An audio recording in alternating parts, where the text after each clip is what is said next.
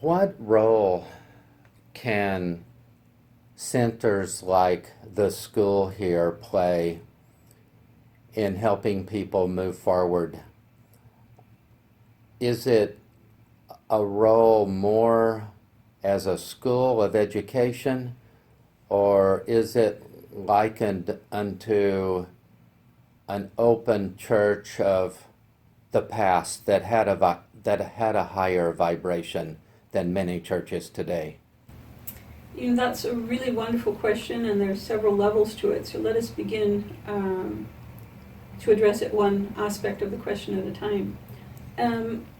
With what's happening in your political, governmental, and in your religious sectors, which we briefly touched on before, this idea that the chaos is present and the pain is very present, and the elitism is growing exponentially, which acts like when you want to put a wedge into a piece of wood to break it apart, you create this space, and that's what's happening with the elitism in the political and the religious groupings.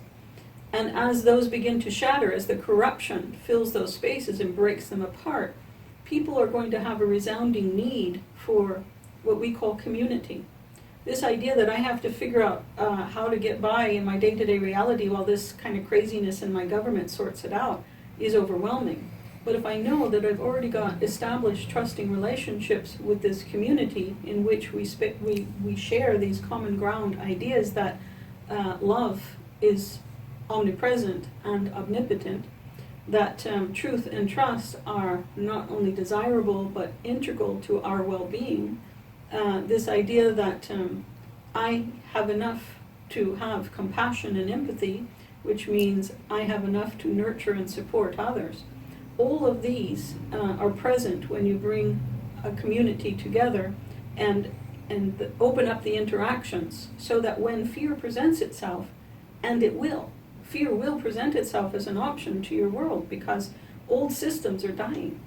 They're crashing down. It can be upsetting if you allow it to be, if you're uncertain about your place in this new changed reality, if you're uncertain about your value as a human consciousness, if you're uncertain about your relationship with God, God is all it is. This idea that within this community in which I share trust and truth, even if I don't agree with this other person that tells me this is the answer, at least I know they're open to hearing my truth and talking about it and making decisions, not judgments. And this is the energy that you're leaving behind, this idea that judgment is an option. Judgment is an abdication of responsibility for bringing your own joy into your life.